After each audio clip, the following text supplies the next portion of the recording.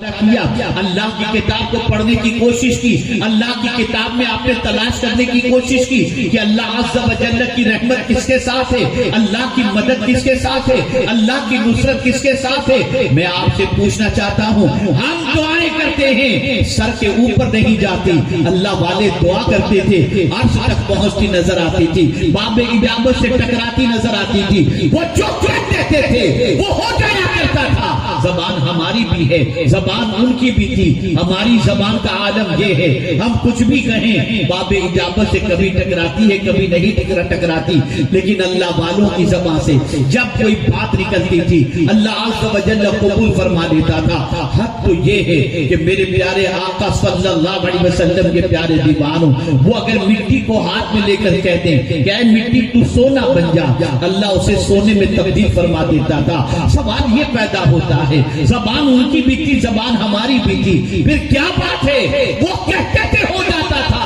ہم کہتے ہیں نہیں ہوتا۔ اللہ اکبر۔ وجہ سب سے بڑی یہ ہے کہ قرآن کی ان آیتوں کا مطالعہ کرو جن آیتوں میں اللہ نے فرمایا ہے کہ میں کس کے ساتھ ہوں، میری رحمت کس کے ساتھ ہے۔ آئیے ایک آیت میں آپ کے سامنے پیش کروں تاکہ فرق بھی سمجھ میں آ جائے اور محض بات ہی نہ سنیں، آپ اس کو دل و دماغ میں اتارنے کی کوشش بھی کریں کہ آقا کریم صلی اللہ علیہ وسلم نے فرمایا نا، اس کتاب کے ذریعے میں تم کو ڈرانے کے لیے آیا ہوں، میں اس کتاب کے ذریعے تم کو ڈراتا ہوں۔ آئیے قرآن کہہ رہا ہے ان اللہ مع الذین اتقوا والذین هم محسنون، بے شک اللہ متقیوں کے ساتھ اور نیکی کرنے والے احسان کرنے والوں کے ساتھ ہے۔ اللہ اکبر۔ یہ اللہ کا فرمان ہے، اللہ عز و جل کی رحمت متقین کے ساتھ ہے۔ اس لیے آپ دیکھیں اللہ کے برگزیدہ بندوں کی بارگاہ کے اندر آدمی حاضر کیوں ہوتا ہے، اولیاء کے آستانے پر حاضر کیوں ہوتا ہے؟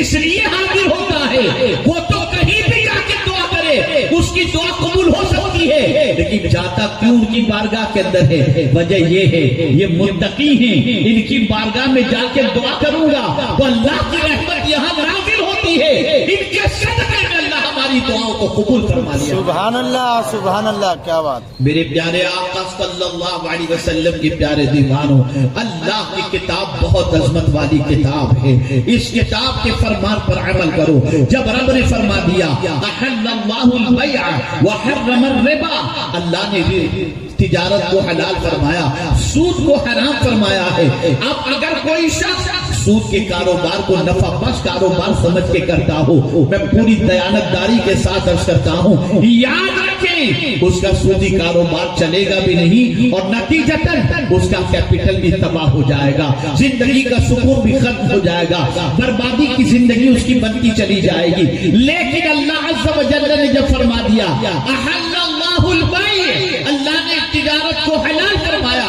تو اللہ تعالیٰ نے اس پہ برکتیں بھی رکھی ہیں۔ بہت سارے تاجر ایسے ہیں جو پہلے کچھ نہیں ہوتے لیکن اللہ نے حلال رکھا ہے تجارت کو تو اللہ تعالیٰ تجارت کے ذریعے برکت عطا فرماتا ہے۔ یاد رکھو میرے پیارے آقا صلی اللہ علیہ وسلم کے پیارے دیوانوں، آپ جانتے ہیں میں اب جو قول حضرت عبداللہ ابن مسعود رضی اللہ تعالیٰ عنہ کا پیش کرنے جا رہا ہوں، آپ سنیں گے نا تو آپ کا ایمان تازہ ہو جائے گا۔ اللہ اکبر۔ حضرت عبداللہ ابن مسعود رضی اللہ تعالیٰ عنہ فرماتے ہیں اللہ اکبر، تلاوت کرنے والا ایسا ہے جیسے اس کے لیے اللہ نے دسترخوان سجا کے رکھا۔ سبحان اللہ سبحان اللہ۔